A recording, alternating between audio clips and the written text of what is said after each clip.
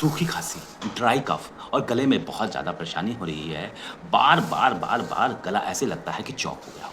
ऐसे में सटीक और कारगर पॉइंट एक्यूप्रेशर में है। पॉइंट को समझ लें, सूखी खाँसी को, सूजन को, जलन को और बलगम आ ही नहीं रहा। एक्यूप्रेशर में सटीक पॉइंट है, ये पॉइंट को समझ लें और ये थंब के जॉइंट से बिल्कुल बीच के रिस्ट जॉइंट से ये लाइन को खींच लेंगे और ये पॉइंट जो मैंने बिल्कुल मार्क किया है ब्लैक कलर का, ये पॉइंट है CV16।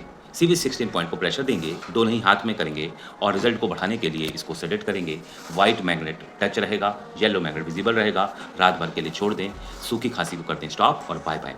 और ऐसी वीडियो प्राप्त करने के लिए सब्सक्राइब और लाइक ज़रूर करें।